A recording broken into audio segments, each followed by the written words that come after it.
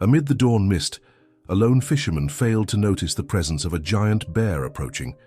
What happened next was so astonishing that no one would believe it.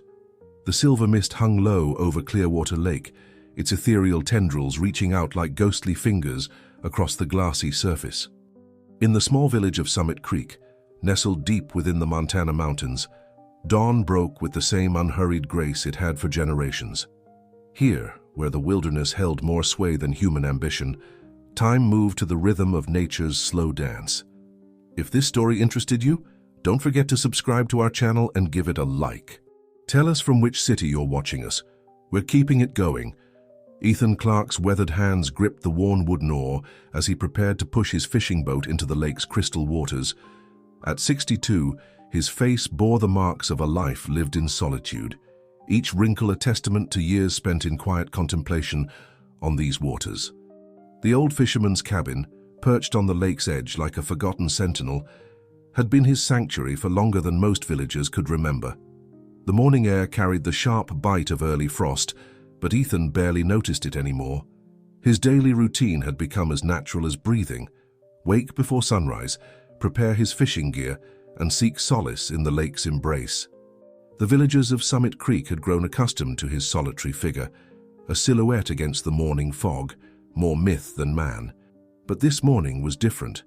As Ethan dragged his boat toward the water's edge, something caught his eye: massive paw prints in the mud, fresh and deep, leading away from the shoreline. He paused, studying the impressions with the careful attention of someone who had spent a lifetime reading nature's signs. These weren't the typical tracks of the local wildlife. They belonged to something much larger. The lake held an unusual stillness that morning, the kind that made even the most experienced outdoorsman take notice. The familiar sounds of birdsong and rustling leaves seemed muted, as if nature itself was holding its breath. Ethan pushed his boat out onto the water, his movements more deliberate than usual, his senses heightened by the strange atmosphere. Hours passed as Ethan fished in his favorite spots, but his mind kept returning to those massive prints in the mud. The sun had climbed higher in the sky when a sound unlike anything he'd heard before echoed across the water, a deep, resonant roar that seemed to shake the very mountains themselves. The sound reverberated off the surrounding peaks, creating an eerie chorus that made the hair on the back of his neck stand up. In Summit Creek, news traveled fast, even among the scattered population. By afternoon, whispers of strange sounds and enormous tracks had already begun circulating through the village. Martha Sullivan, the town's eldest resident and keeper of its oldest stories, sat in her rocking chair outside the general store, her knowing eyes twinkling as she listened to the worried murmurs of her neighbors. "The mountains have their own guardians," she would say to anyone who would listen, her voice carrying the weight of generations of handed-down wisdom. "They show themselves only when change is coming." But most villagers dismissed her words as the ramblings of an old woman clinging to outdated superstitions. That evening, as Ethan sat on his cabin's porch, watching the sun paint the lake in shades of amber and gold, he couldn't shake the feeling that something fundamental was about to shift in their quiet corner of the world. The wind whispered through the trees, carrying with it the promise of extraordinary events to come. In the days that followed, Ethan returned to the same spot where he'd seen the tracks. Each morning he found himself scanning the tree line, expecting something. The other villagers noticed his changed behavior. The way he lingered longer at the shoreline, how his eyes constantly drifted to the forest's edge. Even Ben, the curious 12-year-old who often watched Ethan from a distance, could sense that something was different about the old fisherman's routine. Little did any of them know that their peaceful existence was about to be transformed by an unlikely encounter between a solitary man and one of nature's most magnificent creatures. The stage was set for a story that would challenge their perceptions, test their courage, and ultimately redefine their relationship with the wild world that surrounded them. Days after spotting the mysterious tracks, Ethan's morning routine was interrupted by a sight that would forever change his life. Through the dense morning mist, he spotted a massive figure at the water's edge. A giant brown bear, its powerful frame unmistakable even in the dim light. But something was different about this creature. It moved with obvious discomfort, favoring its back leg.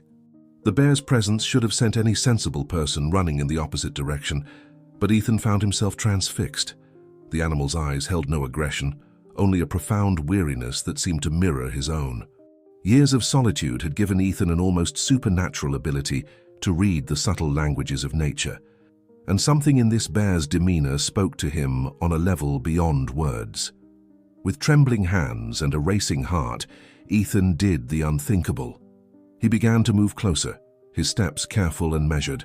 The morning mist swirled around them both, creating an almost dreamlike atmosphere. The bear watched him approach, its massive head turning slightly, tracking his movement but showing no signs of aggression. As he drew nearer, Ethan could see the source of the bear's distress, a large wooden splinter embedded deep in its back paw. The injury must have been excruciating, yet the magnificent creature bore its pain with stoic dignity. Every instinct screamed at Ethan to retreat, to leave nature to its own devices, but something stronger than fear compelled him forward. With painstaking slowness, Ethan closed the final distance between them. The bear's breathing was heavy but steady, its eyes fixed on Ethan's every move.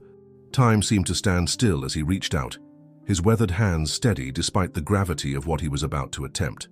The splinter was deeply embedded, but with gentle, persistent pressure, Ethan managed to extract it from the bear's paw.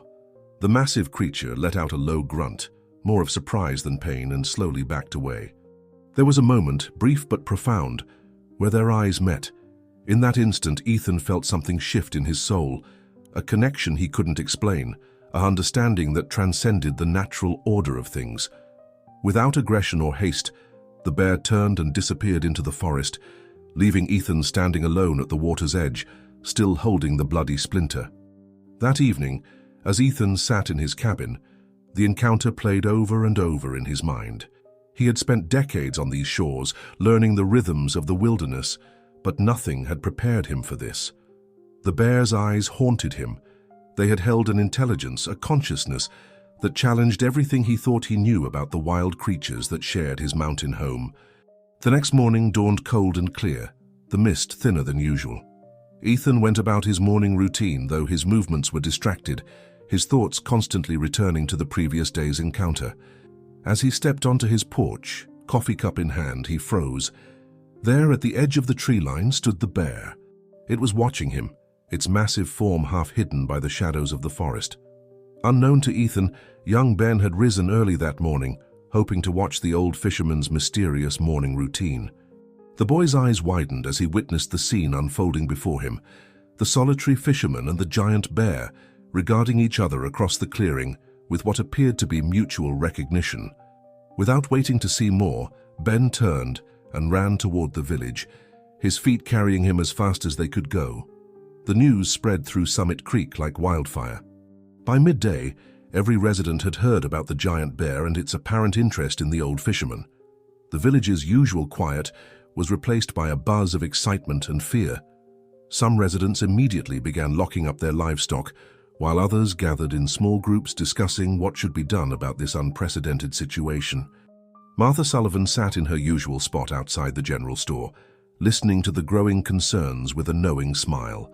When asked for her opinion, she simply repeated the old legend of the mountain guardian, a mystical bear that appeared only to those chosen for a special purpose. Her words, usually dismissed as mere folklore, now carried a new weight in light of recent events. As the day progressed, the village's initial excitement began to transform into something more complex. Fear mingled with curiosity, and age-old questions about humanity's relationship with the wilderness rose to the surface. In his cabin, Ethan remained oblivious to the stir he had created.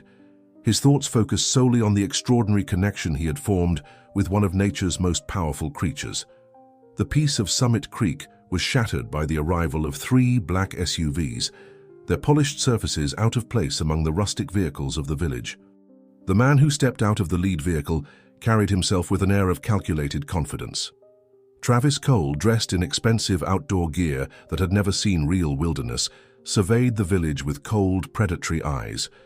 Word of the giant bear had traveled far, reaching the ears of those who saw nature's wonders only in terms of profit. Travis had built his reputation among a certain circle of wealthy collectors, people who would pay astronomical sums for exotic trophies. The rumors of an unusually large brown bear had drawn him to this remote corner of Montana like a shark scenting blood in the water. "Quaint little place," Travis remarked to his companions, his voice carrying a note of dismissal. His team consisted of 4 other men, each chosen for their specific skills and their willingness to operate in moral gray areas. They began unloading their equipment, high-powered rifles and sophisticated tracking gear that spoke of their true intentions. The village store became their first stop. Travis played his role perfectly, presenting himself as a wildlife photographer interested in documenting the local fauna. But his questions, seemingly casual, always circled back to the bear. How big was it really? Where had it been seen? Who might know its habits? Martha Sullivan, watching from her usual perch, saw through the facade immediately. Her weathered hands gripped her walking stick tighter as she observed Travis speaking with the younger villagers.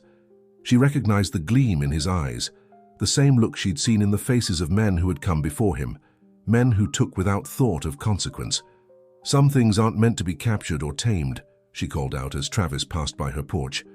"The mountains have their own justice."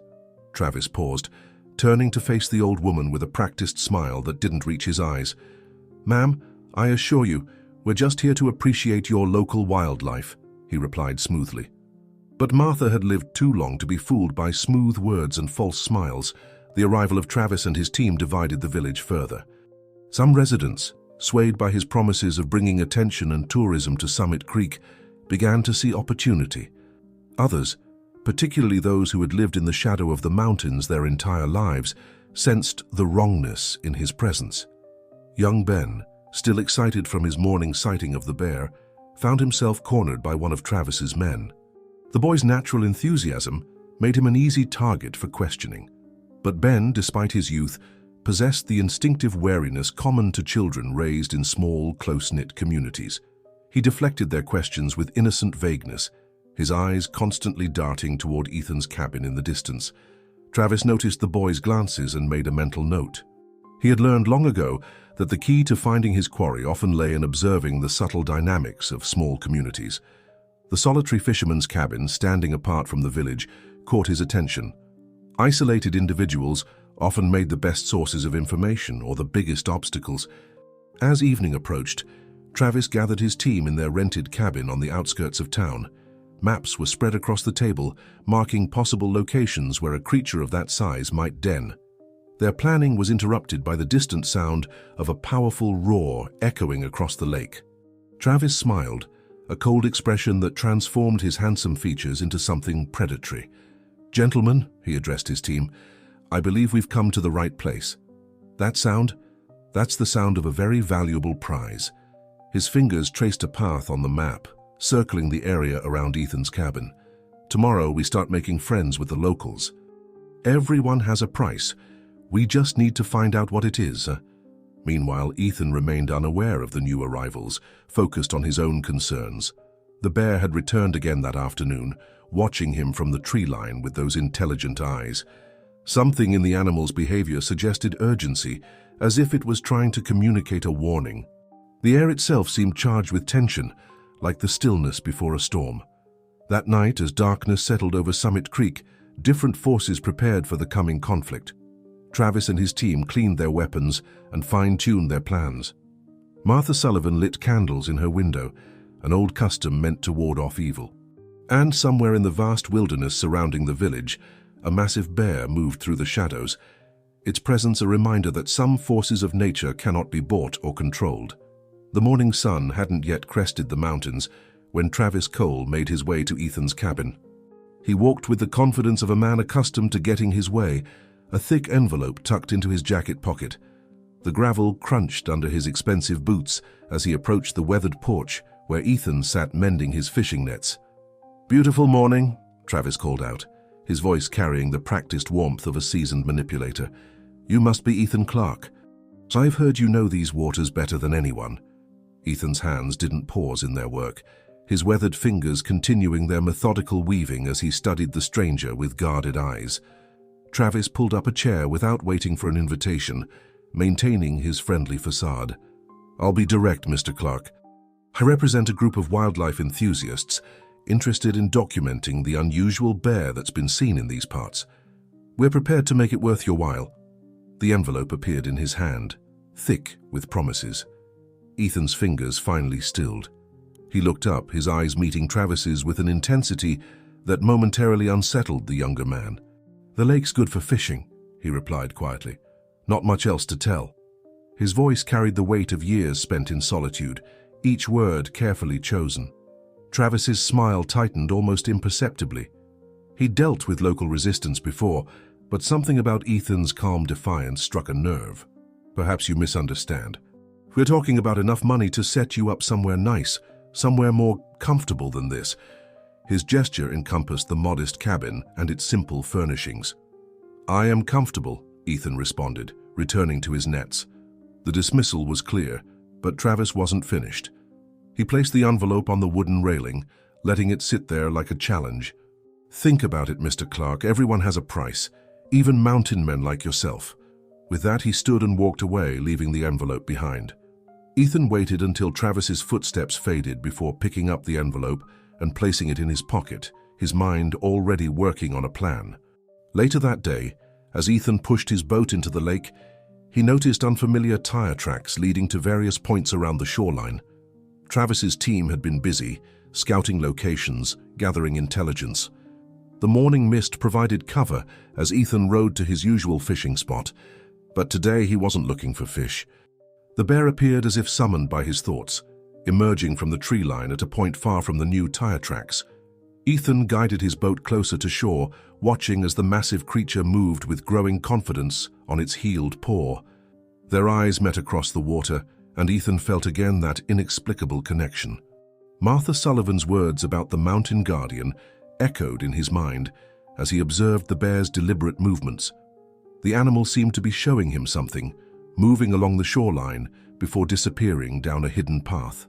Ethan memorized the route, understanding the silent message. In the village, Travis's influence was spreading like a subtle poison.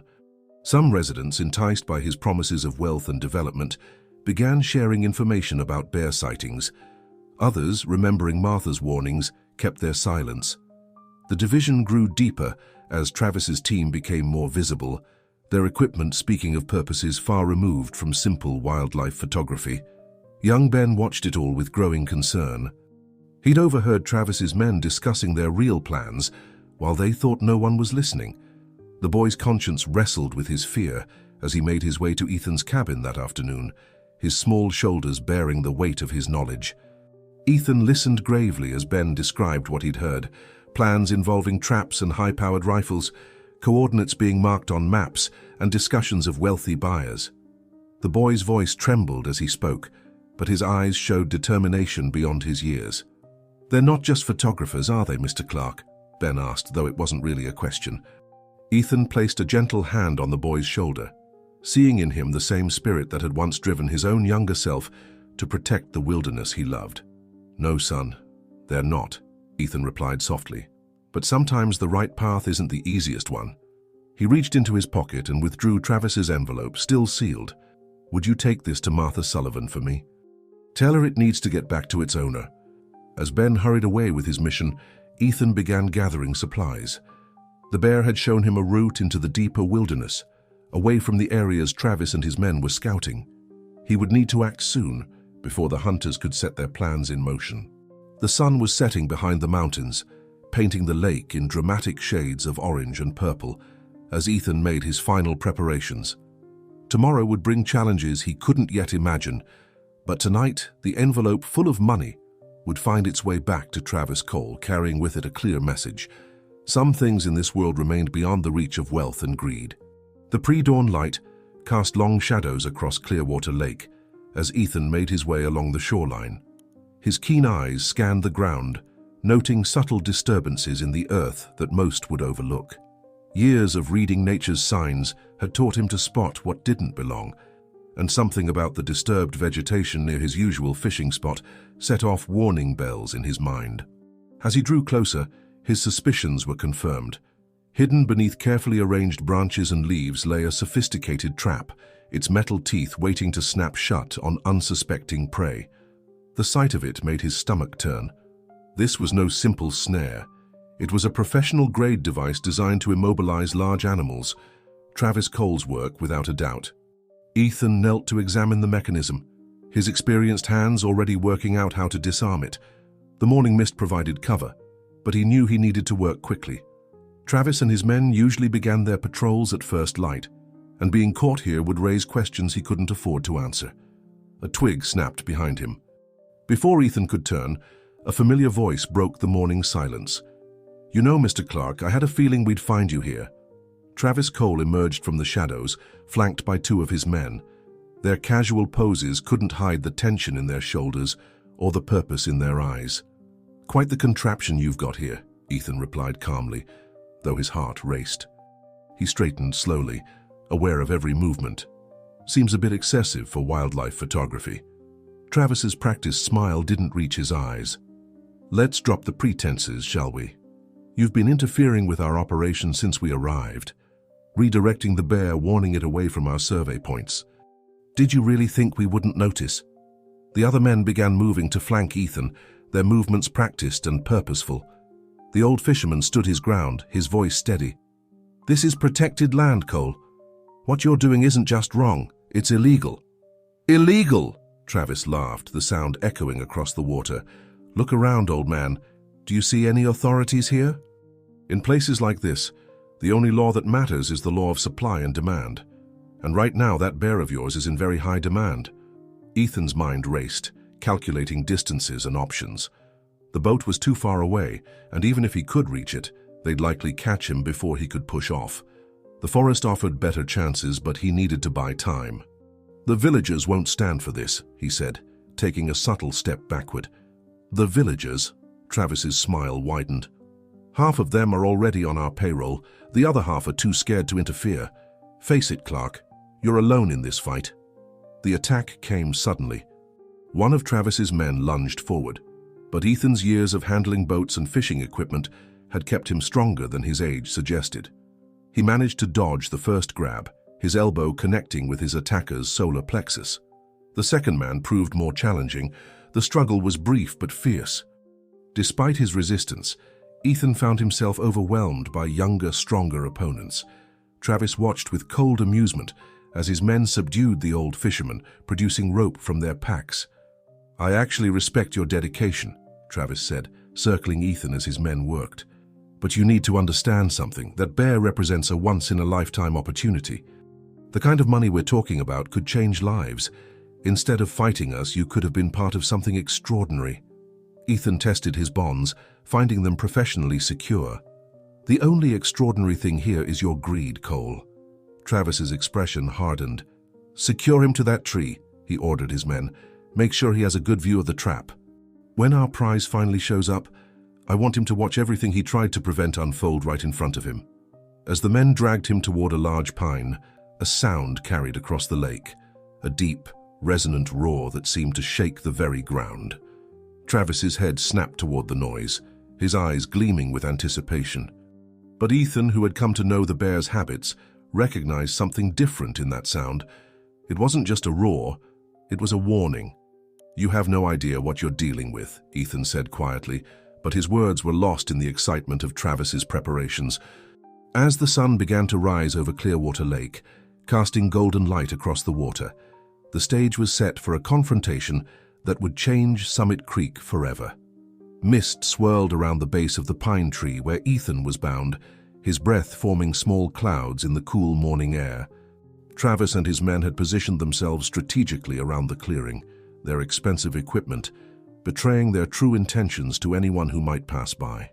The trap lay waiting, its metallic teeth hidden beneath an artful arrangement of leaves and branches. Travis paced impatiently, checking his watch every few minutes.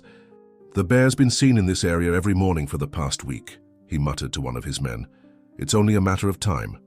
The morning silence was broken only by the soft click of safety catches being checked and rechecked. Ethan remained still, conserving his energy while working subtly at his bonds. Years of handling fishing line and nets had given him an intimate understanding of knots, but these were professionally tied. Still, he persisted, knowing that patience was often the key to survival in the wilderness. A sudden hush fell over the forest. The morning birds, which had been greeting the dawn with their usual chorus, fell silent. Travis and his men tensed, raising their weapons as the undergrowth at the edge of the clearing began to move.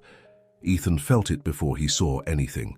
A presence, powerful and ancient, approaching with deliberate steps. The giant brown bear emerged from the forest, like a spirit materializing from the mist. Its massive frame dwarfed any normal bear, its movements carrying a grace that seemed impossible for a creature of its size. But what struck everyone in the clearing were its eyes, intelligent, aware, and fixed directly on Travis Cole. "My God!" whispered one of Travis's men, his rifle trembling slightly in his hands. "It's bigger than we thought." The bear's fur gleamed with hints of silver in the early morning light, its shoulders nearly as tall as a man's head. Travis recovered quickly from his initial awe, his voice sharp with excitement. "Nobody moves unless I give the order. This has to be done right." His hands gripped his rifle tightly, but Ethan could see the slight tremor in them, not from fear, but from anticipation of the wealth this creature would bring him. The bear took another step forward, and then something extraordinary happened. Instead of approaching the trap as Travis had planned, it began moving deliberately toward where Ethan was bound. Travis's men shifted nervously, their weapons tracking the bear's movement, but their leader held up a hand, fascinated by this unexpected development. "Hold your positions," Travis ordered, his voice tense. "Let's see what it does." The bear continued its approach, its massive head swaying slightly as it walked, its eyes never leaving Ethan's face. The old fisherman remained perfectly still, his heart pounding but his expression calm as the creature he had helped drew near. Time seemed to stand still in the clearing. The bear stopped just a few feet from Ethan, close enough that he could feel its warm breath in the cool morning air. Then, with a deliberateness that shocked everyone present, it rose to its full height, towering over the clearing like an ancient god of the wilderness. The roar that followed shook the very ground, echoing off the mountains and across the lake. Travis's men stumbled backward, their training forgotten in the face of such primal power. Their rifles wavered, some pointing at the ground, others shaking in unsteady hands. "Take the shot!" Travis screamed, raising his own weapon. But before he could fire, the bear dropped back to all fours and charged, not at Ethan, but directly at Travis and his men. The clearing erupted into chaos as the hunters scattered, their careful planning dissolving in the face of raw, natural power. In the confusion, something remarkable happened. The bear's charge had taken it right past Ethan, and in that moment, its powerful shoulder had brushed against the ropes binding him, weakening them just enough. Ethan felt the bonds loosen and began working his way free, watching in amazement as the massive creature strategically positioned itself between him and the hunters. Travis attempted to rally his men, but the bear's presence was overwhelming. It moved with purpose, driving them back toward their vehicles with calculated charges and earth-shaking roars. The message was clear. They were not welcome here, and nature itself had risen to enforce that truth.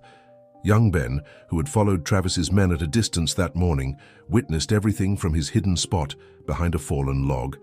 His small hands gripped his father's old binoculars tightly as he watched the scene unfold, his heart racing with a mixture of fear and wonder. The stories Martha Sullivan had told about the mountain guardian suddenly seemed less like legends and more like prophecies. The news of the confrontation at the lake spread through Summit Creek like wildfire. Ben, still breathless from running back to the village, burst into the general store where Martha Sullivan sat in her usual spot. His words tumbled out in an excited rush, describing the massive bear's defense of Ethan and the retreat of Travis's men. Martha's weathered face showed no surprise, only grim satisfaction. She'd already risen from her chair, her ancient rotary phone in hand. "It's time," she announced to the gathering crowd of villagers, her voice carrying the weight of authority that came from decades of watching over Summit Creek. "We've stood by long enough." The store became the center of impromptu town meeting as more villagers arrived, drawn by the commotion. Those who had accepted Travis's money now stood with downcast eyes as others recounted similar stories of intimidation and threats. The true nature of the wildlife photography expedition was finally exposed in full. "They've got equipment stored in Miller's old barn," one farmer reported. "Cages, tranquilizer guns, enough gear to trap a dozen bears." Another resident chimed in, "They've been mapping the whole area, marking every possible den and watering hole." Martha's voice cut through the growing murmur of voices. "This isn't just about a bear anymore," she declared, her eyes moving from face to face. "This is about who we are as a community. About whether we stand by and let outsiders destroy what makes this place special." Young Ben, still catching his breath, stepped forward. "The bear protected Mr. Clark," he announced, his voice cracking with emotion. "It stood between him and those men with guns. It wasn't acting like a wild animal. It was acting like a guardian." His words hung in the air, giving voice to what many had begun to suspect. The village's transformation was remarkable to witness. People who had barely spoken to each other in years now stood shoulder to shoulder, planning and organizing. Some gathered supplies to help Ethan, while others began documenting evidence of Travis's illegal activities. The sight of empty cages and hunting equipment in Miller's barn was photographed and catalogued. Meanwhile, Martha had been busy making calls on her old phone. As the town's oldest resident, she had connections that reached far beyond their remote valley. Park rangers, wildlife authorities, and local law enforcement were all alerted to the situation. Her voice carried the authority of someone who had seen similar threats to the community come and go over the decades. "Travis Cole isn't the first to come here thinking he could buy or bully his way into taking what he wants," she told the gathered villagers. "But he'll be the last." The steel in her voice left no room for doubt. As the sun climbed higher, trucks and cars began arriving from neighboring communities. Word had spread, and others who had faced similar threats to their way of life came to stand with Summit Creek. The village's population seemed to double in just a few hours as people brought food, supplies, and offers of support. Back at the lake, Ethan had returned to his cabin, but he wasn't alone. The bear had taken up position at the edge of the tree line, visible enough to be a deterrent to any of Travis's men who might think of returning. Its presence seemed to radiate a calm strength that affected everyone who saw it. Travis Cole, meanwhile, had retreated to his rented cabin with his team, trying to salvage their operation. But as reports reached him of the village's mobilization and the approaching authorities, the hunter's confidence began to crack. His phone rang constantly with calls from his wealthy clients, demanding updates and threatening to withdraw their support. The afternoon sun cast long shadows across Summit Creek as Martha coordinated the community's response from her porch. Teams of villagers patrolled the lake's shores, documenting and dismantling any traps they found. Others kept watch on the roads, ready to alert everyone if Travis's men tried to return to any of their hunting spots.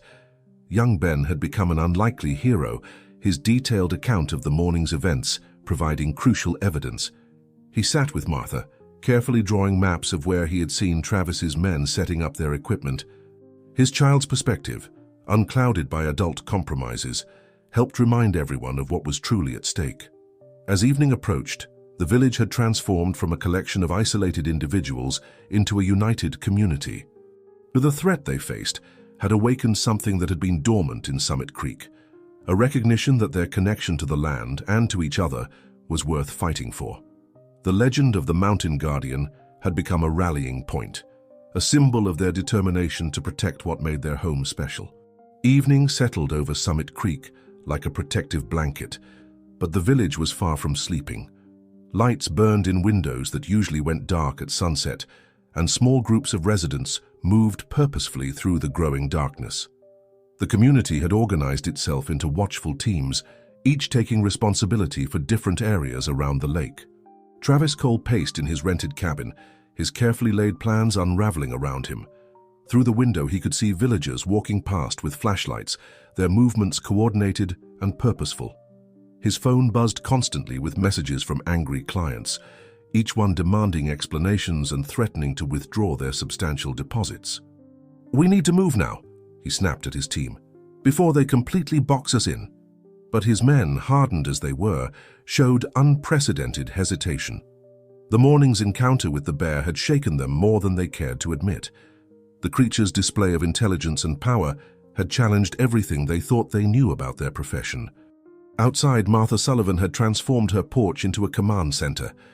Maps of the area were spread across her old table, marked with the locations of Travis's equipment caches and known trap sites. Young Ben sat beside her, his knowledge of the forest paths proving invaluable as he helped identify potential escape routes the hunters might try to use. "They'll try to move their equipment out under cover of darkness," Martha predicted, her finger tracing lines on the map. They're not the type to leave expensive gear behind. Her years of watching over Summit Creek had given her an almost supernatural ability to read situations and people. Ethan arrived at Martha's porch, his presence drawing immediate attention. He looked tired but determined, still wearing the same clothes from the morning's confrontation. "The bear's still out there," he reported quietly. "It's been moving around the lake, staying just visible enough to keep Travis's men from approaching the water." A murmur ran through the gathered crowd. The bear's behavior continued to defy explanation, its actions seeming too purposeful to be merely instinctual. Martha nodded sagely, her eyes twinkling with ancient knowledge. "The mountain guardian chooses its moments," she said, "and it's chosen to stand with us." The village's transformation was remarkable to witness. People who had lived as neighbors but strangers for years now worked together with seamless coordination. The general store had become a supply hub, with residents dropping off food and coffee for those standing watch. Others brought out warm blankets and chairs, turning the nighttime vigil into a statement of community solidarity. Even those who had initially been swayed by Travis's money had found their way back to the right side of the conflict. Tom Miller, who had rented his barn to the hunters, now led a team dismantling and documenting the illegal equipment stored there. His face showed the grim determination of a man making amends for his mistakes. As midnight approached, the first signs of movement came from Travis's cabin. Vehicles were being loaded quietly, their headlights kept off to avoid attention. But Summit Creek was ready.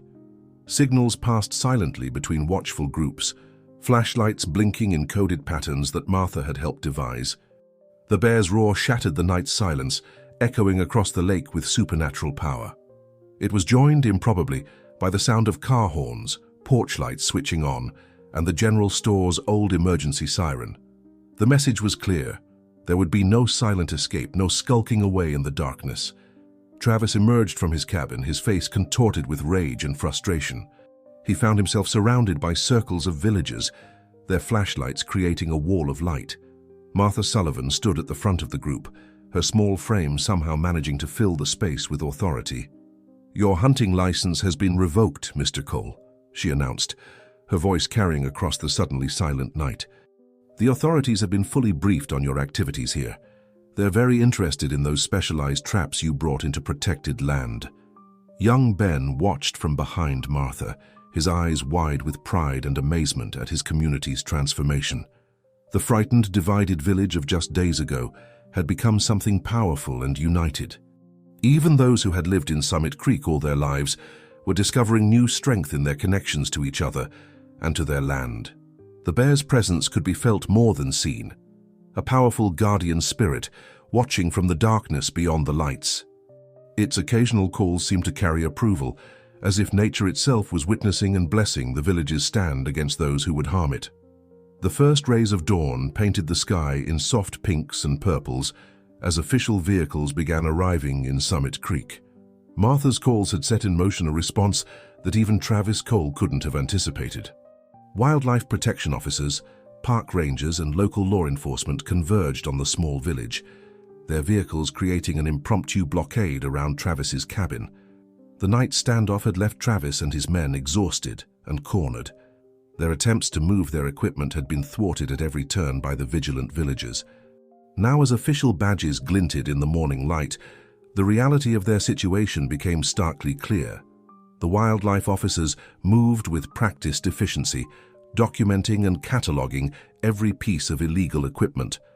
The sophisticated traps, specially modified weapons, and tracking devices told a story that contradicted every claim about wildlife photography. Each item was photographed, labeled, and added to a growing list of evidence. "Mr. Cole," the lead officer addressed Travis, who stood rigid with barely contained fury, "we've received multiple reports about your activities here. The equipment we've found suggests a well-organized attempt to capture protected wildlife. Care to explain?" Travis maintained his silence, but his men began to crack. One by one, they started talking, eager to distance themselves from what was clearly becoming a serious legal situation. Their statements painted a picture of wealthy collectors, secret auctions, and a network of illegal wildlife trafficking that stretched far beyond Montana's borders. Meanwhile, Ethan stood at his usual spot by the lake, watching the sunrise reflect off the water. The bear had maintained its vigil through the night, its massive form visible at the tree line. As the morning light grew stronger, Ethan noticed something different about the creature's behavior. It seemed more relaxed, as if it too understood that the threat was passing. Martha made her way down to the shore, her steps slow but purposeful. "The old stories say the guardian appears when the balance needs to be restored," she said, coming to stand beside Ethan. "But it's not just about the bear, is it? It's about what it awakened in all of us. The village had indeed awakened." The night's events had transformed Summit Creek from a collection of individual lives into a true community. People who had barely spoken to each other now stood together, sharing coffee and breakfast as they watched the officers work. The invisible walls that had separated them for so long had crumbled in the face of a common purpose. Young Ben darted between groups of adults, his energy undiminished by the long night. He had become something of a local hero, his detailed knowledge of Travis's activities proving invaluable to the investigating officers. His father watched with obvious pride as the boy explained to an officer exactly where he had seen the hunters setting up their equipment. The evidence against Travis mounted as the morning progressed. The officers discovered documentation in his cabin that suggested this wasn't his first attempt at illegal wildlife capture. Papers, photographs, and digital records painted a picture of similar operations in other remote locations, each one carefully planned and executed. "We've been tracking activities like this across several states," one officer explained to Martha and the gathered villagers. "But we've never had a community come together like this to stop it. You've helped us uncover something much bigger than just one hunting operation." Travis watched with barely concealed rage as his expensive equipment was loaded into evidence trucks. His phone, once constantly buzzing with messages from wealthy clients, had fallen silent.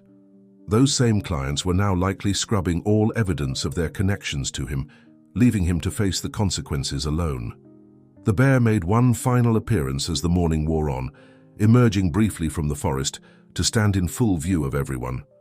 Its massive form was illuminated by the rising sun, creating an image that would be forever burned into the memory of everyone present.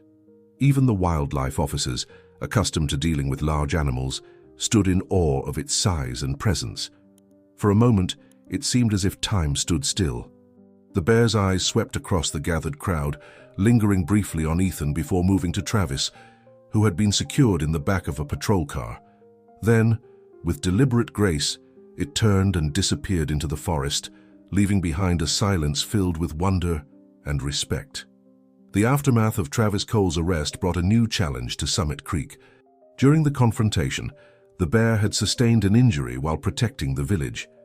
Ethan noticed it first, a slight favoring of its right side, a hesitation in its movements that hadn't been there before.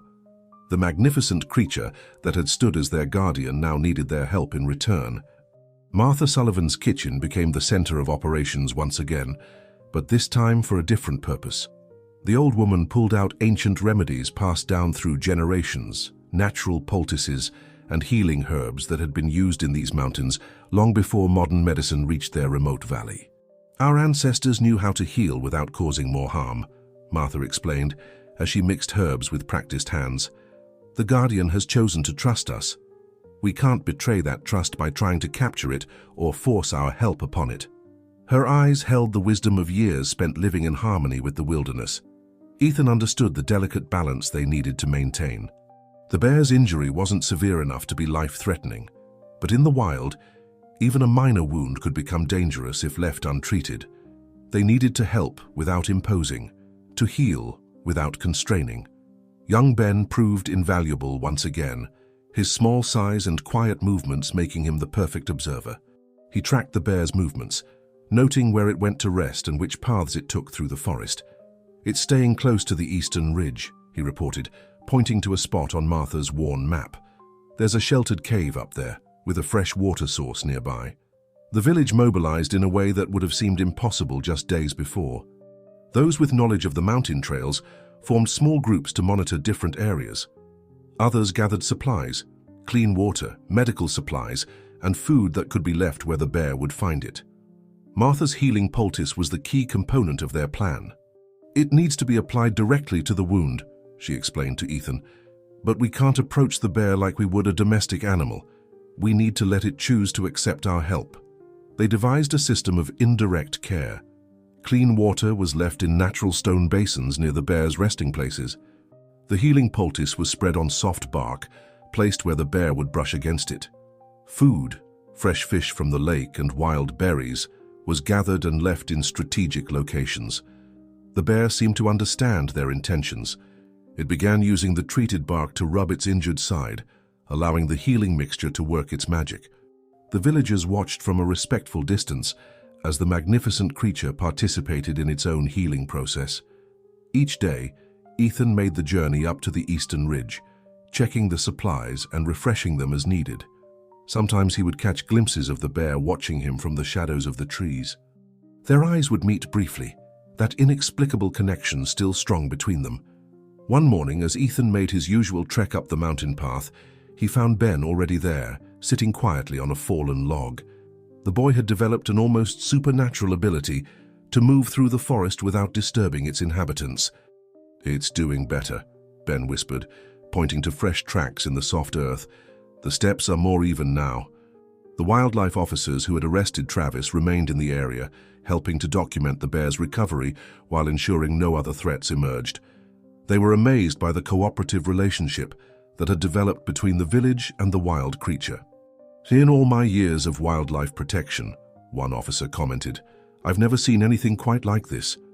Martha spent her evenings on her porch, telling stories of other times when the mountain guardian had appeared in times of need. But now these weren't just stories. They were living history being written by the very people who sat listening to her words. As the bear's strength returned, a new challenge emerged. They all knew that the creature couldn't stay so close to the village forever, no matter how peaceful the current arrangement seemed. The eastern mountains called, offering deeper wilderness and safer haven. The time would soon come when they would need to ensure the bear's safe passage to its new home. The decision to help the bear find a safer haven came as naturally as the changing of seasons. The eastern mountains, with their remote valleys and untouched wilderness, offered the perfect sanctuary. Martha Sullivan spread her most detailed maps across her kitchen table, her weathered fingers tracing ancient paths known only to those who had lived in these mountains for generations. "These trails," she explained to the gathered group, "were used by native tribes long before our time. They lead to valleys so remote that few people have ever seen them." Her eyes held a distant look, as if seeing beyond the paper to the wild places themselves. "That's where the Guardian belongs." Ethan studied the routes carefully, his experience with the landscape helping him identify the safest passage. The journey would take them through some of the most challenging terrain in the region, but it was necessary to ensure the bear's safety. "We'll need to mark the trail," he said quietly. "Guide it without forcing it." The preparations began at dawn the next day. Small groups from the village worked together, creating subtle markers that only the bear would notice. Specific arrangements of stones, careful placement of familiar scents, and strategic positioning of the healing herbs it had come to trust. Young Ben, whose connection with the bear had grown stronger each day, helped identify the best locations for their markers. "It always pauses here," he would say, pointing to certain spots along the trail, "and it seems to prefer paths with dense coverage overhead." His observations proved invaluable in planning their route. The bear watched their preparations with what seemed like understanding. It had grown stronger under their care, the injury healing well thanks to Martha's remedies. Its movements were once again fluid and powerful, though it chose to remain close to the village, as if waiting for something. On the morning they chose to begin the journey, a light mist hung over Clearwater Lake, creating an almost mystical atmosphere. Ethan took his position at the head of the group, with Martha and Ben close behind. Others from the village spread out along the planned route, ready to ensure no unexpected visitors would interrupt their mission.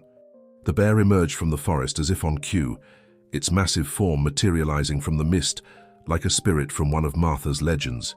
It stood watching them, its intelligent eyes moving from one person to another before settling on Ethan.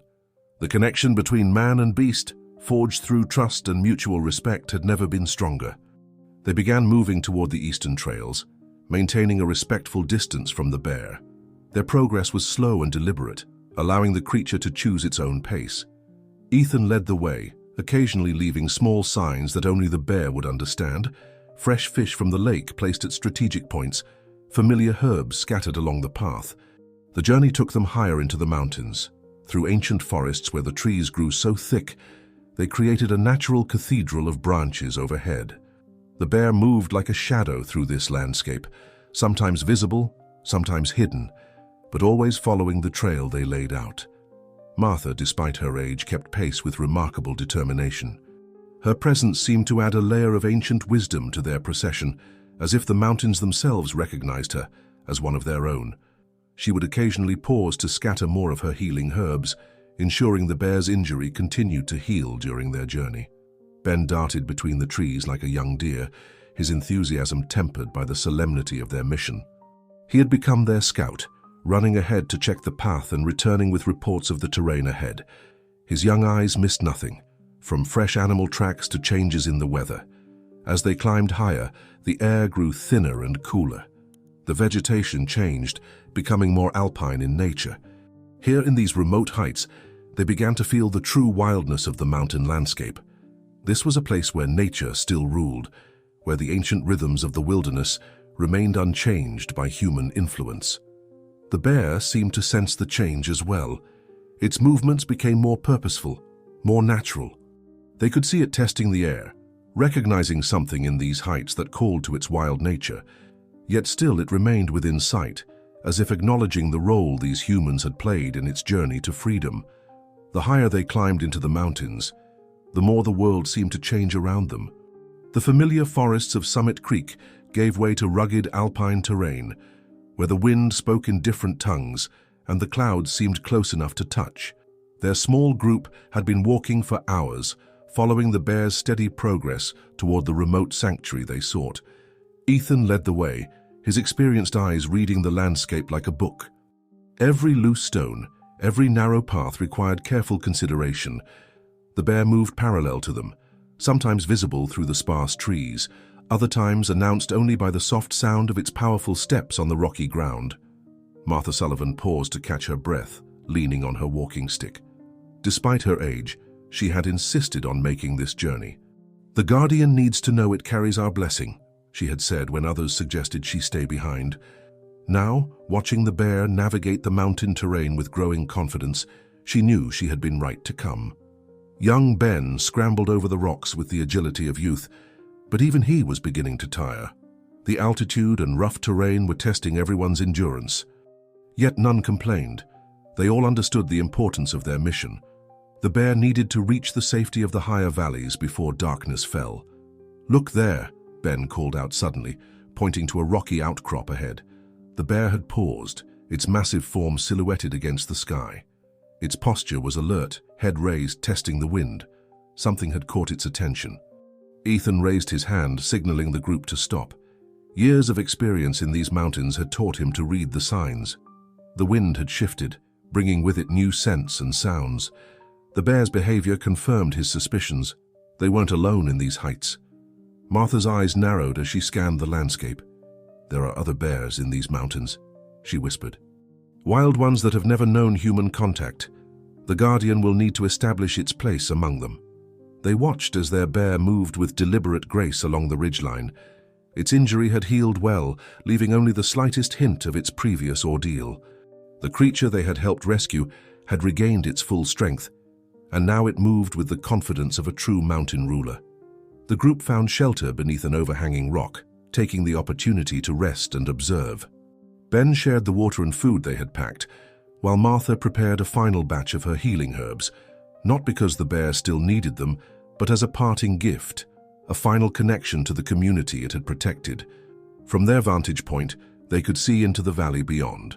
It was exactly as Martha had described, a pristine wilderness untouched by human development. Dense forests covered the lower slopes, giving way to alpine meadows rich with berries and natural forage. Swift streams cut through the landscape, promising abundant fish. It was perfect bear country. Their bear stood at the edge of this new territory, its powerful form casting a long shadow in the afternoon light. They could see it surveying the valley, perhaps already identifying the best hunting grounds and denning sites. Yet it didn't immediately descend. Instead, It turned back toward them one last time. Ethan felt that familiar connection, the understanding that had grown between them since that first encounter by the lake. The bear's eyes held recognition, but also something else, a wild freedom that had always been there waiting to be reclaimed. Martha stepped forward, her voice carrying clear in the mountain air as she spoke words in an ancient language, a blessing passed down through generations of mountain people. The bear listened, as it had always seemed to listen to Martha's voice, its head slightly tilted. Ben stood quietly between Ethan and Martha, his young face solemn with understanding. He had witnessed something few people ever would, the delicate balance between wild and tame, the moment when a creature of the wilderness chose to trust and then chose to return to its true nature. The afternoon sun painted the mountains in shades of gold and purple as they prepared to begin their descent. Their mission was nearly complete, but this final moment seemed to stretch out, as if nature itself was marking its significance. The bear remained on its outcrop, a sentinel overseeing the transition between two worlds. The late afternoon sun cast long shadows across the alpine meadow as they watched the bear take its first steps into its new territory. The creature moved with a mixture of caution and curiosity, exploring the boundaries of what would become its new home. The pristine valley stretched out below, a wilderness sanctuary untouched by human interference. Ethan, Martha, and Ben remained in their sheltered position, bearing witness to this crucial transition. The bear's movements told a story of growing confidence, testing the air, marking territory, beginning to claim this space as its own. Yet every few minutes it would turn back to look at them, as if ensuring they were still there. "It's not just saying goodbye to us," Martha observed softly, her wise eyes following the bear's movements. "It's saying goodbye to the part of itself that lived among humans. Some transformations need witnesses." Her words carried the weight of ancient understanding, speaking to something deeper than mere animal behavior. Ben sat cross-legged on a flat rock, his young face thoughtful as he watched the bear explore. "Will it be lonely up here?" he asked, voicing the concern that had been growing in his heart. The bear had become such a presence in their lives that its absence would leave a tangible void. Ethan placed a gentle hand on the boy's shoulder. "Look at how it moves," he said quietly. "Those are the movements of a creature finding its true place. The wilderness isn't lonely for those born to it." Even as he spoke, they watched the bear discover a patch of berry bushes, its powerful form moving with natural grace through the vegetation. The sun continued its descent, painting the sky in brilliant shades of orange and purple. The bear's explorations had taken it further into the valley, though it remained within sight. They could see it testing different paths, marking trees, beginning to establish its territory in this new domain. Martha pulled out a small bundle from her bag, the last of her healing herbs wrapped in clean cloth. With deliberate movements, she began to prepare a final offering. "Every ending should be marked," she explained as she worked. "Every transition honored." Her gnarled fingers moved with practiced efficiency, mixing the herbs with a small amount of honey from Summit Creek's hives. They watched as she placed the bundle on a flat stone, positioning it where the bear would find it. It was more than medicine now. It was a symbol of the connection between their world and the wilderness, a final gift to mark the end of their shared journey. The bear's keen senses picked up the familiar scent. It approached the offering with the same careful trust it had shown since that first encounter by the lake. They watched as it gently investigated the bundle, recognizing the herbs that had helped heal its wounds. The moment held a profound significance that none of them would ever forget. As twilight began to settle over the mountains, the bear's behavior shifted. Its movements became more purposeful, more wild. They could see it responding to the calls of the wilderness, the wind through the high passes, the sense of the untamed valley, the promise of freedom in the gathering dusk. "It's time," Ethan said softly, recognizing the change. The bear stood at the edge of a slope leading down into the heart of the valley. Its massive form was silhouetted against the sunset sky, creating an image that burned itself into their memories. Martha began to hum an old mountain tune, her voice carrying clear and true in the evening air. It was a song of blessing, of letting go, of honoring the wild spirit that had touched their lives. The bear paused in its descent, turning one last time to look at them. In that final moment of connection, something profound passed between human and animal. The bear's eyes held the same intelligence and awareness they had come to know, but now there was something else there too, a growing wildness, a return to its true nature. It was no longer just their guardian, it was becoming once again a true creature of the wilderness. Ben wiped tears from his eyes, but they were not tears of sadness. He understood with the clear insight of youth that this was how it should be. The bear had protected their community when they needed it, and now they had protected the bear in return, guiding it to a place where it could live freely and safely. The descent from the mountain unfolded in contemplative silence. Each step taking them further from the bear felt significant, marking the end of an extraordinary chapter in their lives. The twilight wrapped around them like a blanket, the familiar stars beginning to appear in the darkening sky above Summit Creek Valley. Ethan led the way down the mountain paths, his movements sure despite the growing darkness. The journey down seemed different somehow. The forest around them hummed with new meaning, as if their experience with the bear had awakened them to a deeper understanding of the wilderness they called home. Martha walked steadily, supported by her trusty walking stick, her eyes occasionally drawn back to the heights they'd left behind. "The guardian will always be there now," she said softly, "watching over these mountains even if we can't see it." Her words carried the weight of prophecy, spoken with the certainty of one who had spent a lifetime listening to the mountain's secrets. Ben moved between them, his young legs tired but his spirit soaring with the magnitude of what they'd witnessed. The boy who had first spotted the bear weeks ago had grown somehow, shaped by the experience of helping guide a wild creature to freedom. His eyes held a new wisdom, a deeper appreciation for the delicate balance between humans and nature. As they descended further, lights began to appear through the trees, Summit Creek awaiting their return. The village had changed in their absence, though the physical structures remained the same. The community that had come together to protect the bear had discovered something about itself in the process. They could see people gathered near Martha's porch, waiting for news of their journey. Word of their mission had spread, and the village had spent the day in anticipation of their return. As they emerged from the forest path, a quiet rippled through the assembled crowd. Tom Miller stepped forward, offering support to Martha as she made her final steps toward her porch. The man who had once rented his barn to Travis's hunters now stood as one of the strongest advocates for protecting their wilderness. His transformation was just one of many that had occurred in Summit Creek.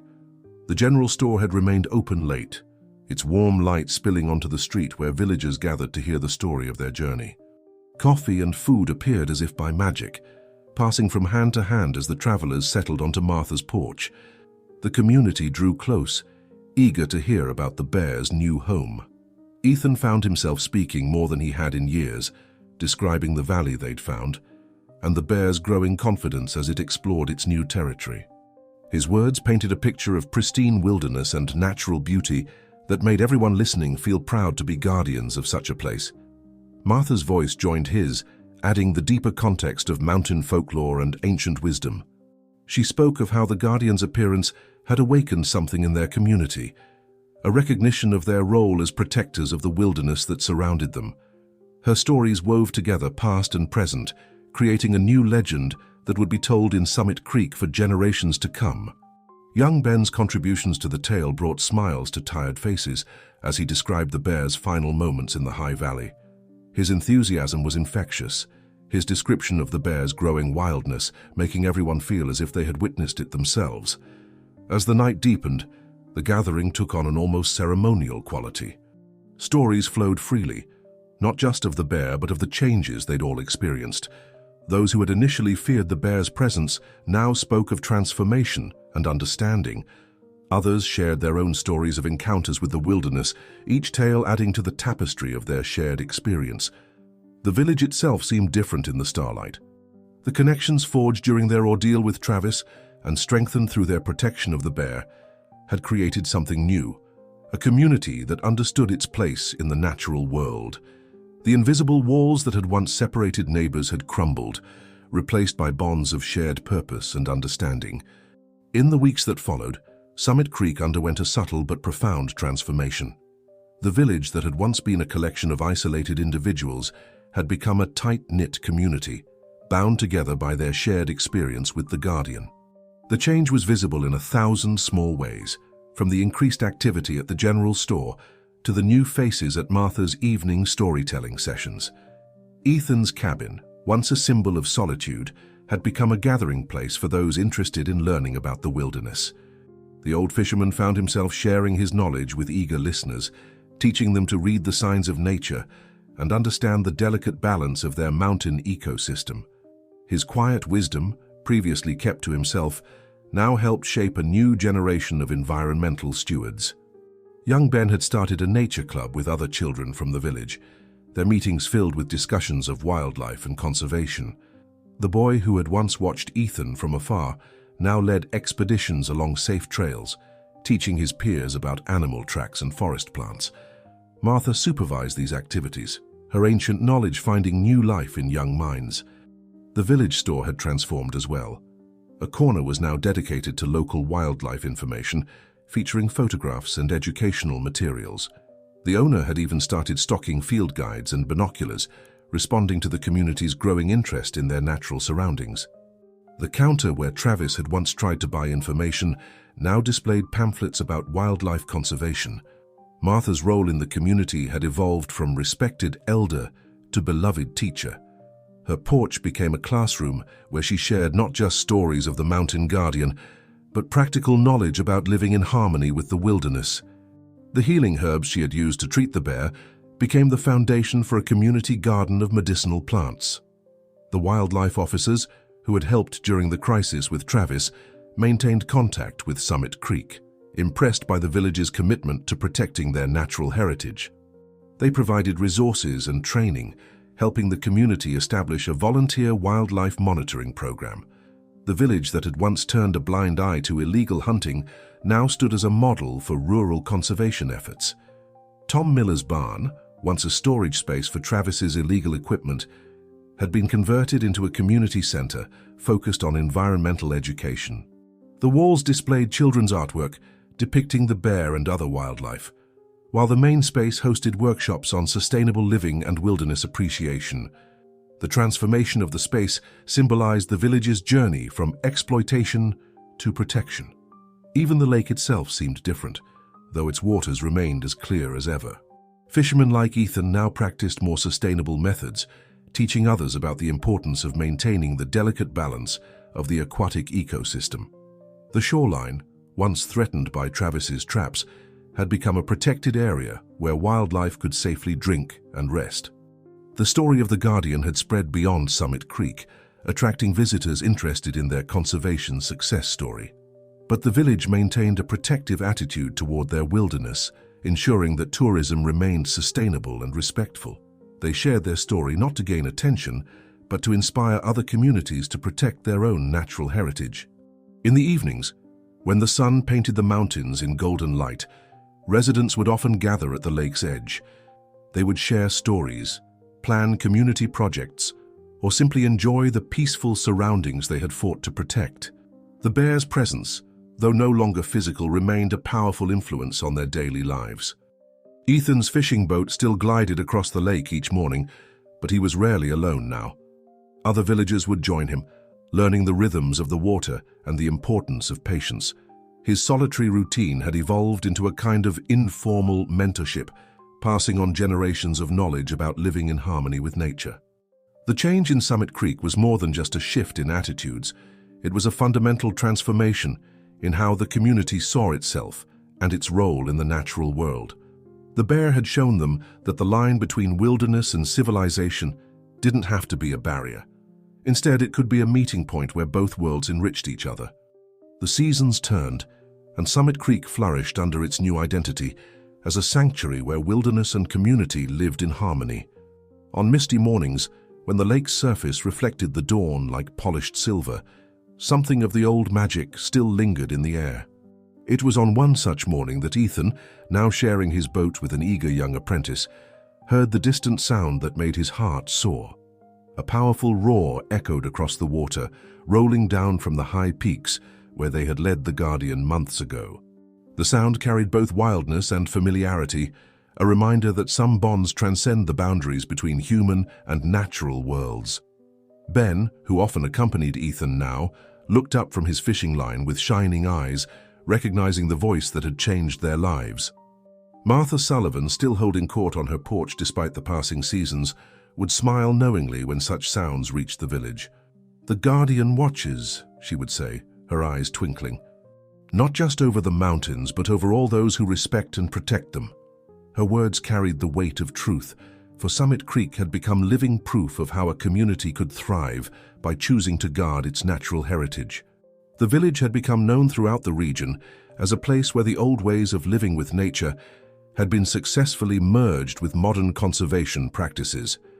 Visitors would come to learn from their example, leaving with not just stories of the legendary bear, but with practical knowledge about how to protect and preserve their own wild places. Ethan's solitary existence had transformed into something richer and more meaningful. His cabin, once a retreat from the world, now served as a gathering place for those seeking to understand the delicate balance between civilization and wilderness. The old fisherman found peace in sharing his lifetime of knowledge, watching as new generations learned to read the language of the natural world. Young Ben had grown too, his early encounters with the Guardian shaping him into a passionate advocate for wildlife protection. The nature club he started had expanded into a full program, teaching children from surrounding communities about conservation and respect for the wilderness. His eyes still held that same wonder that had led him to first spot the bear, but now it was matched with knowledge and purpose. The lake itself seemed to reflect the changes in its community. Its waters remained clear and pristine, now protected by those who understood its true value.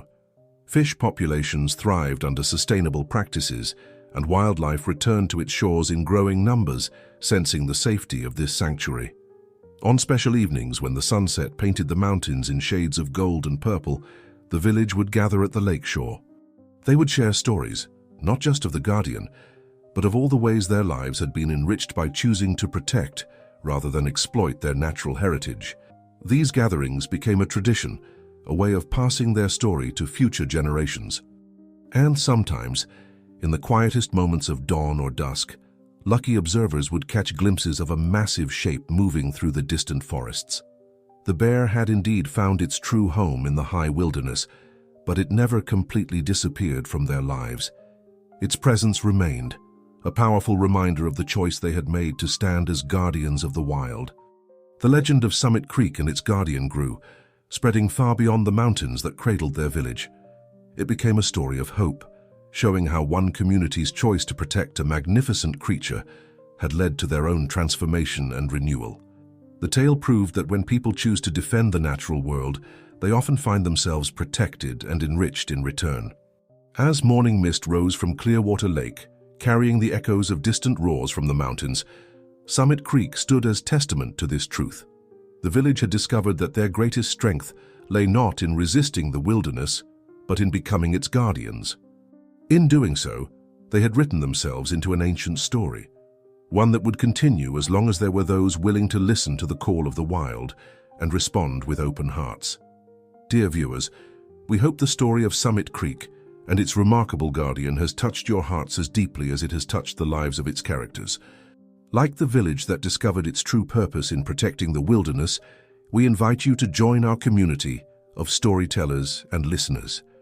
Your subscription to our channel helps us continue bringing these powerful tales of transformation and hope to life.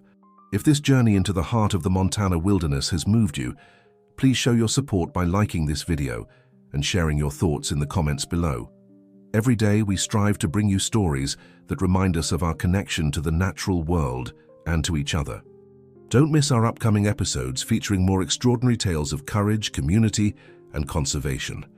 Remember, like the roar of the Guardian echoing through the mountains, your voice matters. Join our growing family of viewers who believe in the power of storytelling to change hearts and minds. Subscribe now to ensure you never miss another remarkable journey into the wild places where magic still lives.